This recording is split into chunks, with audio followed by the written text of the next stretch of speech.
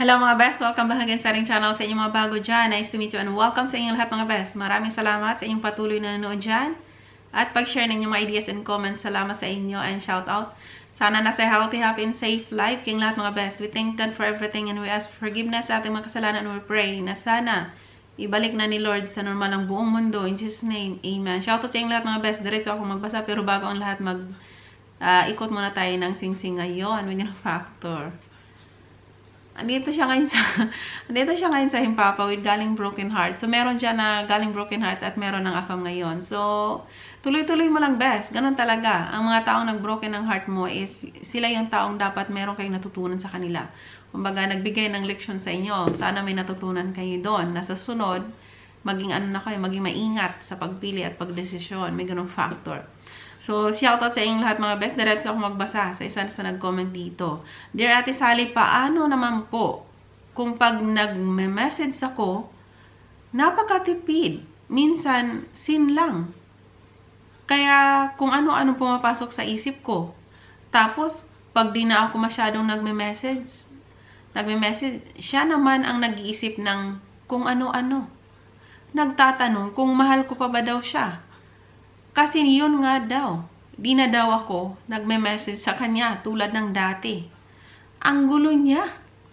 Pag nagme-message ako sa kanya, pag nag-message ako ng message, di naman siya masyadong nagre-reply.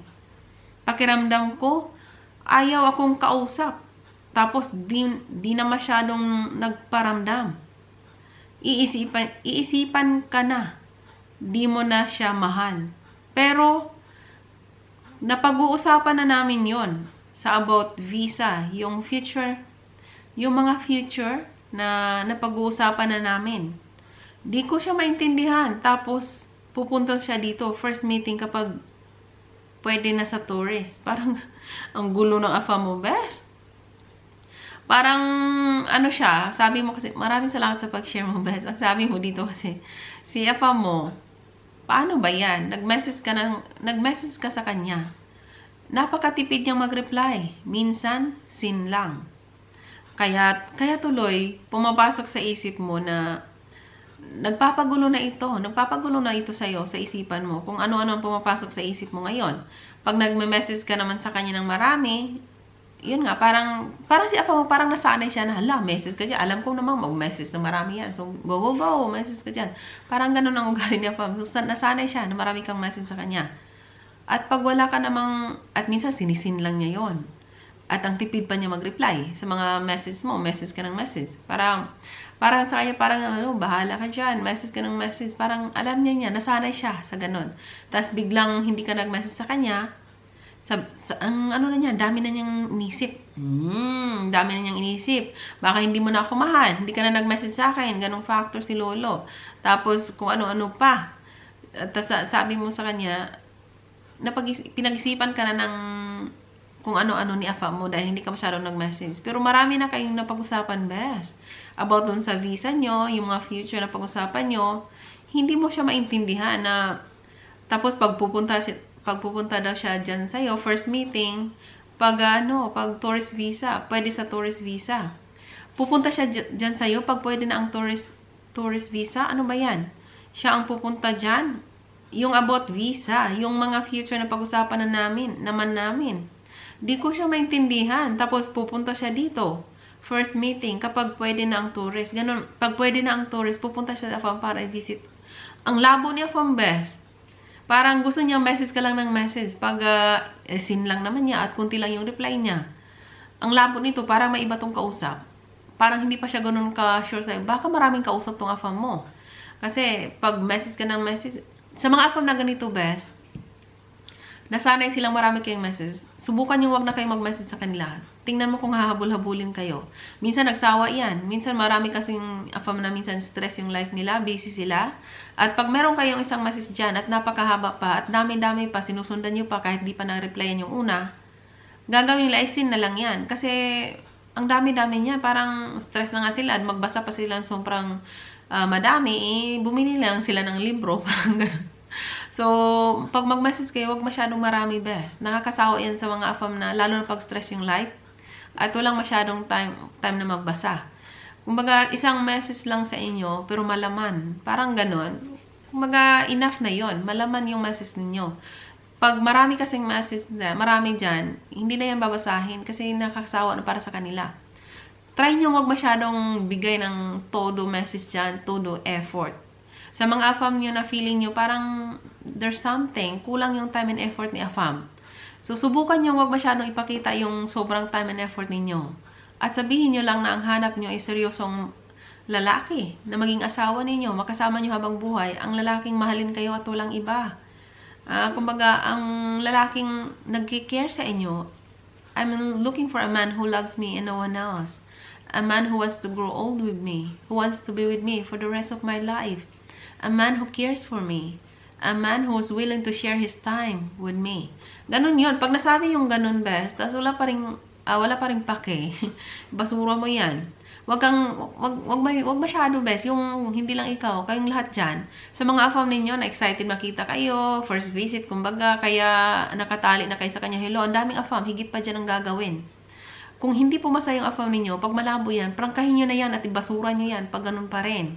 Huwag kayong hinayang, ang dami kayong affirm. Paano nyo matagpuan yung affirm na thank you Lord? Pag nagtiyaga pa rin kayo dyan sa affirm na malabo, pampagulo lang ng isip ninyo, pampasira lang ng araw ninyo.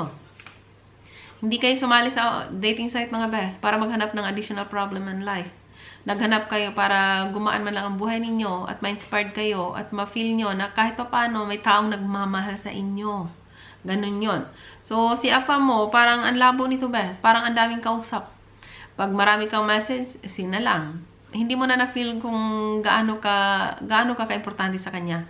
Huwag kang masyadong mag-message sa kanya. Prangkahin mo na to, best, at huwag ka nang masyadong mag-message na marami sa kanya.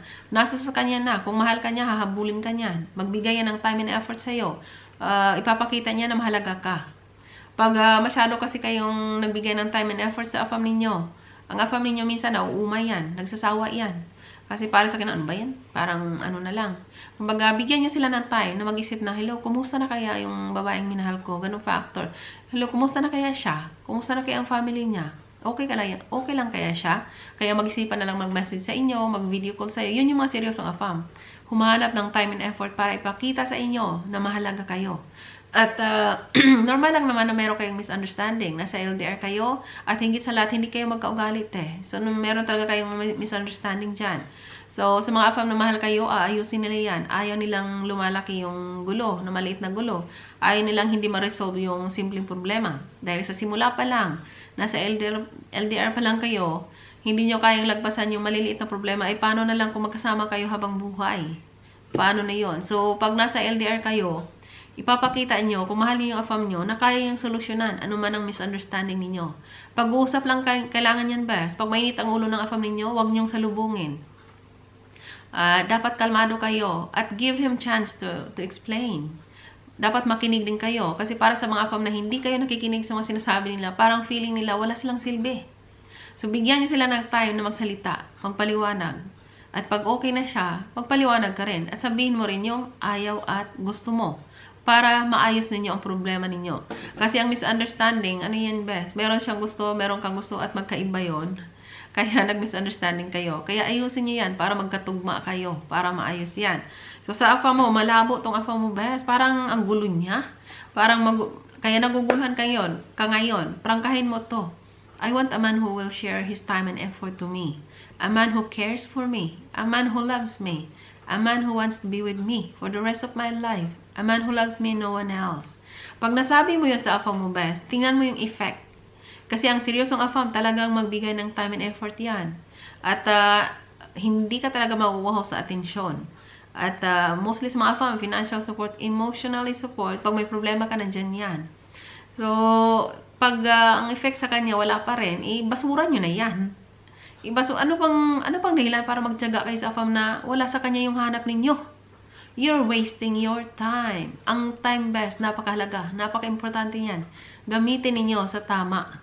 At gawin nyo makabuluhan ang bawat oras na meron kayo sa buhay ninyo. At ang desisyon ngayon nakasalalay sa inyo. Ang future ninyo ay nasa desisyon ninyo ngayon. So, mamili kayo ng husto. Piliin nyo yung AFAM na tataglay ng ugaling hanap ninyo. Yung kumbaga, thank you Lord, at binigay mo siya sa akin. Thank you Lord, nasa kanya. Kumbaga, higit pa yung binigay niya sa akin. Kumbaga, si Lord kasi nakikinig yan sa mga nagdarasal ng taos puso. Pag nagdasal ka bes ng taos puso at alam mong wala kang sinaktang tao, wala kang inapakang tao, matutupad yan bes. Either your way or in God's way. Ganun lang yon. So, dapat kung ano yung prayers ninyo, taos puso yun at yun ang gusto ninyo. At alam mo sa sarili mo na wala kang taong sinasaktan, wala kang taong inaapakan. Ganun yun. So, sa iyo best, sa AFAM mo, prangkahin mo to para makapaghanap ka ng iba, para makapag-move on ka. Huwag kayong magbigay ng sobrang pagmamahal sa mga AFAM ninyo. No matter how perfect they are in your mind. Parang sa isip nyo, perfect na siya. Kumbaga, okay na siya. Ay, huwag kayong magmahal ng husto best. Anytime pwede magbago yan. Bakit? Hindi mo pa asawa yan best. Pinakasalan ka ba niyan? Kasal na ba kayo niyan? Hindi pa, di ba? So, anytime pwede magbago yan. Pwedeng maghanap ng iba yan na masigit sa'yo. Pwedeng meron kang kunting pagkakamali at hindi niya matanggap at maghanap ng iba yan. Ganun lang yon. Kaya maging prepared kayo. Pag ang pagmamahal nyo sa sarili nyo is nangingibabaw pa rin. Kumbaga, mas minahal nyo pa rin ang sarili ninyo. Kasi pag once na mangyari yung mga bagay na hindi nyo inasahan, nandyan pa rin kayo nakangiti at matibay at nakahanda. At willing kayong tumanggap ng ibang pagmamahal best na mas deserve sa inyo. So, ganun lang kasimple para hindi kayo masaktan. Just love yourself more. Kumbaga, kung siya talaga, siya yun. Pag hindi, hindi. Parang ganun lang yun. Kumbaga, enjoy the moment na meron kayo. Pahalagahan nyo rin yung AFAM na mahal kayo. Kasi hindi lahat nakatagpo ng matinong AFAM best. Hindi lahat ng naghahanap ay merong AFAM na matino dyan. Kaya, mahalin nyo yung AFAM na meron kayo na alam nyong okay talaga. Kaya magbasa muna ako ng ng comments dito. Pero sa yung nag-send ba, sa ikaw na nag-comment na binasa ko, mahalin mo ang sarili mo. Kung ang AFAM mo ngayon ay malabo, prangkahin mo na yan para makapaghanap ka ng iba. Maraming AFAM na matino best na mas deserve sa'yo. Kaya prangkahin mo na yan para hindi sayang oras mo. Huwag kayong mga kumbaga pag nasabi na nilang visit your country, I will visit you, I will meet you. Ay, huwag kayong maging attached dyan, best. Maraming AFAM na pumunta sa Pinas, iba yung minimit. Maraming AFAM dyan na pag nandun na sa Pinas, iba yung pinakasalan. Iba yung na-meet. Himbaga, hindi lang ikaw yung kausap, no? Merong iba dyan na pinupuntahan talaga yung kausap niya. Pero pagpunta niya doon, hindi siya nakapunta agad sa lugar ng babae. Meron siyang na-meet doon sa kung saan nandiyon siya nagstay. Meron siyang na-meet at yun ang pinakasalan niya. Sa taong nag-expect talaga, sa babaeng nagmahal ng lalaking yon at nag-expect na darating siya, sobrang sakit yon. Hindi na pumunta si AFAM doon sa kanya At doon na siya sa ibang babaeng na-meet niya kung saan siya nagstay. So, nangyari yan long time ago. Yung medyo bata pa ako. Marami na ako nakilalang AFAM yung asawa. So, nung time ko, yung lalaki, pupunta ata yun ng somewhere in Visayas din, sa Bohol ata. Hindi ko alam kung saan banda yon. Pero nagstay siya sa isang lugar na stranded kasi siya. So, hindi pa pwede yung boat ata, hindi po pwedeng mag-travel doon sa kabila kasi masama yung panahon. So, nagstay siya doon sa hotel na malapit doon sa dagat. At merong babae doon nagtatrabaho. Parang katulong yung babae. At dumadaan doon sa kung saan siya nagstay. Yung AFAM. So, napansin ng AFAM yon. Meron siyang kausap talagang Pinay na yun ang pinupuntahan niya. Yun ang focus niya na puntahan niya. Tapos yung babaeng dumadaan doon, nagustuhan ni AFAM. Kinausap niya. So, kumakain sila sa labas. Ganun, ganun, ina-inlove si AFAM. Na-inlove, syempre, yung babae kasi si AFAM sobrang pugi nun. So, may tsura talaga yung AFAM best. So, syempre, dinadala yun ng babae sa nagkot-ikot kasi sila. So, medyo bata pa ako noon. Nasa 14 ata ako noon. So, sila ang nagkatuluyan. Nagkatuluyan ng AFAM. So, si AFAM talaga hindi na pumunta doon sa babaeng puntahan niya. So, sa babaeng yun, masakit yun sa kanya. Kaya huwag kayong mag-expect best na masyadong ito na talaga. Kasi anytime could happen. Para maging prepared kayo. At ipanalangin nyo lang, Lord, ikaw nang bahala. ikaw nang bahala. Pag sinabi nyo kasi na Lord, ikaw nang bahala, si Lord na talaga ang bahala dyan. He will make a way na hindi ka masaktan. So, ipagtiwala nyo kay Lord ang lahat. Kasi sa Diyos na, kasi pag pinagkatiwala nyo sa Diyos, walang imposible yon. At ibibigay ni Lord sa iyo ang taong para sa iyo talaga. So, kay Sister Nancy Caliente, si Sally, good afternoon. Salamat sa pagbasa ng message ko. God has a purpose for you to share your ideas para kami naman ay matulungan din paano i-handle ang LDR. Salamat sa iyo. Nakakatuwa ang mga advice mo. Nakakatulong talaga para maging successful kami katulad mo. God bless you po. Maraming salamat, Bes. Feeling ko nga ako nga yung instrument ni Lord. Kasi yung nag-vlog ako before, sabi ko parang there's something missing. Parang may kulang talaga na sa pag-vlog ko. Parang there's something. Lord, ikaw nang bahala, Lord. Di ko alam. Parang na-feel ko na may kulang. Tapos yung nagsimula ng pandemic, doon ako nalaman ko na, ang dami ko palang video in-upload about advice, LDR advice. Parang doon ako tapos doon na yung na-feel ko na parang dito ako komportable. Parang sabi ni Lord, ito yung para sa iyo. Parang ganon. God has a purpose talaga, ba? So, napasalamat ako na mayroon ding natulungan dyan. Marami kayong marami kayong natulungan. Siguro yun talaga ang purpose, ba? Salamat sa pag-message mo dyan. Na-feel ko talaga na yun talaga ang purpose ni Lord. So, Katrina Desas. Hello, Ate Sally. Pa-advise naman po sa isang malupit dyan.